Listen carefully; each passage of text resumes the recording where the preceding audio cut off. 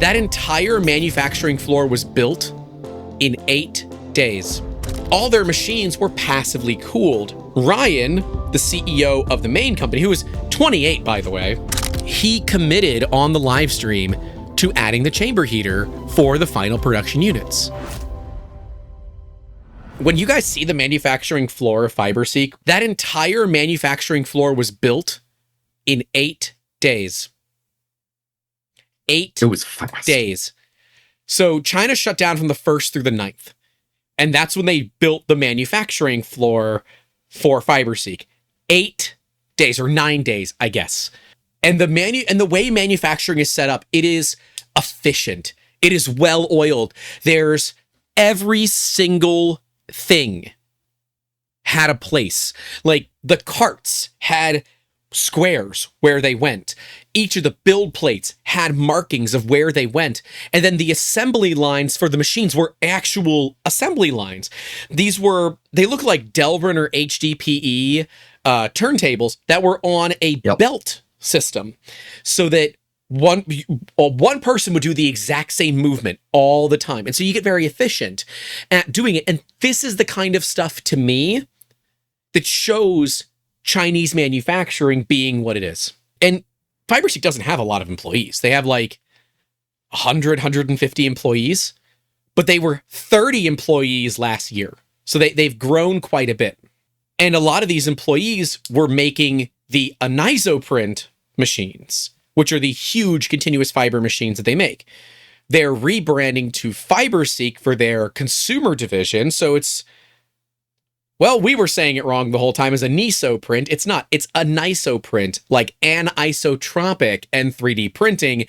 Push it together, you get I've Anisoprint. only ever heard it as anisotropic. I got the aniso bit.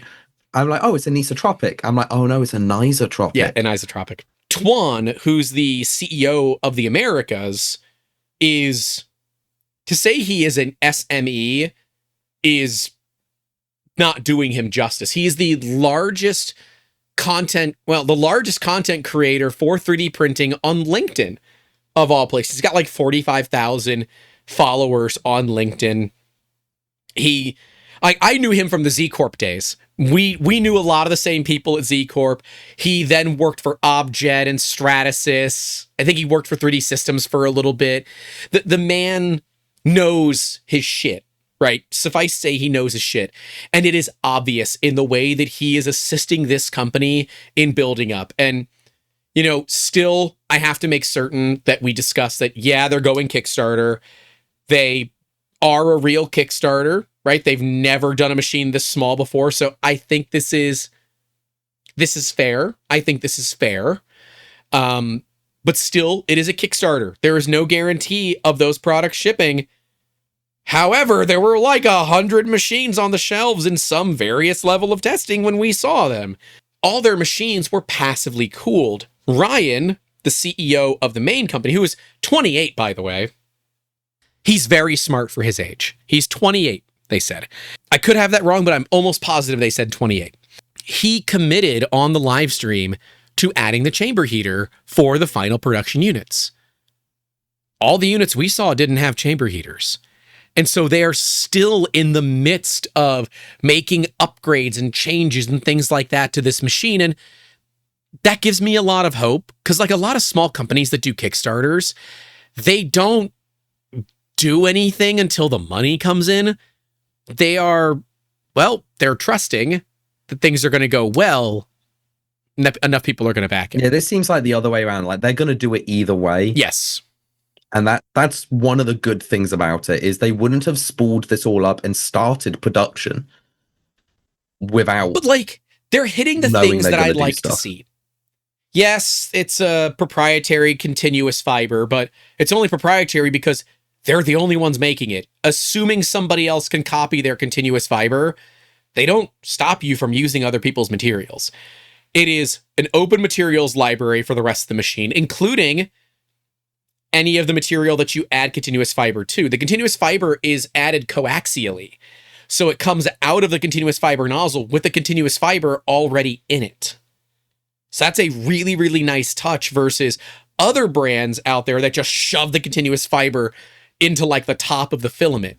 It's a smart idea, and it's a patented system that they have to get around other companies out there that have patents in the continuous fiber industry. We were talking with Ryan. He said, yeah, it's actually more complicated for us to build these smaller machines than it is to build a bigger machine.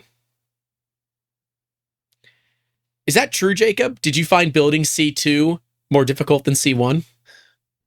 So much more difficult.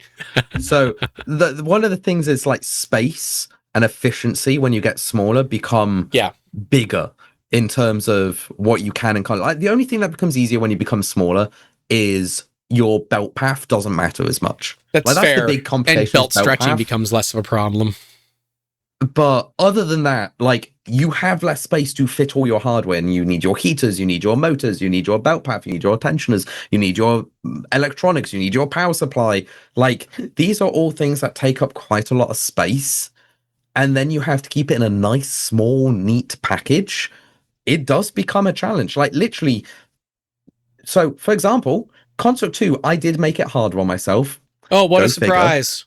Where I was able to take the subframe of a C1, take the overall print volume of a C1. I've increased the print volume from 325 to 340, from 340 to 390, 370 to 390, and I've kept the 400, but I've made the printer 15% smaller as well. So I've been able to increase the volume and shrink the printer. That's me making it harder on myself. But that was still easier than making the C1, because the C1 was so space constrained. Every micro change would take weeks of validation and qualification to make sure it goes together. And then the guys at Fibreseek have done it easy.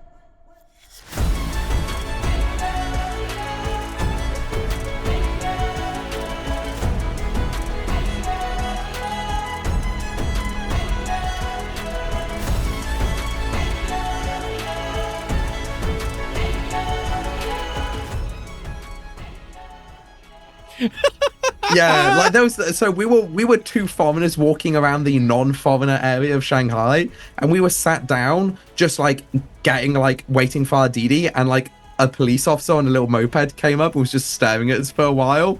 So I was like, okay, Grant, I'm just gonna open a packet of cigarettes and just. He was very worried. Chill. I was not worried at all. He's like over here, like, oh, the cops can come up and ask us questions. I'm like, okay.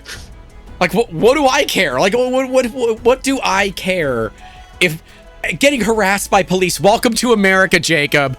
You know, he pulled out a pack of cigs and was opening it up, you know, thinking that if the cop came over and talked to us, he could offer him a cig to get him to go away. But even like that, like a 20 pack was like 30 pence. Yeah.